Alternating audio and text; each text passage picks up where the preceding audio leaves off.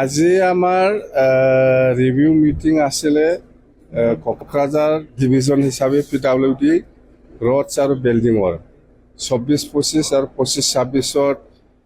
কি স্কিম আছে নাই বা আসাম মালা বা ৱৰ্ল্ড বেংক বা নাবাৰ্ড বা যিমান চেণ্ট্ৰেল বা ষ্টেট স্পন্সৰ্ড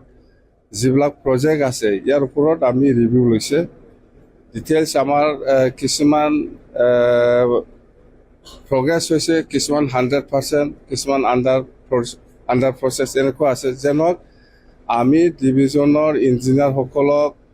PWD ৰডছ হওক বিল্ডিং হওক আমি ছেপ্টেম্বৰ মাহত আকৌ ৰিভিউ ল'ব তেতিয়া আপোনালোকে যিখিনি প্ৰগ্ৰেছ হোৱা নাই সেইটো আমাক প্ৰগ্ৰেছ দেখাব পাৰিব লাগিব যিসকলে কাম আৰম্ভই কৰা নাই সেইটো কণ্ট্ৰেক্টাৰসকলক ন'টিছ দিয়ক যাতে আমি ছেপ্টেম্বৰ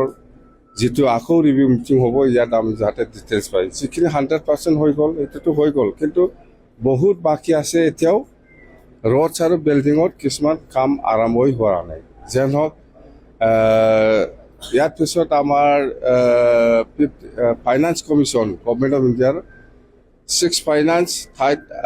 ফাইনেন্স কমিশ্যনৰ আৰু 15 ফাইনেন্সৰ ঠাইত আন ঠাইত সেইবিলাক জাষ্ট আৰম্ভণিহে হৈছে এইটো আমি ছেপ্টেম্বৰ মাহত প্ৰগ্ৰেছটো পাম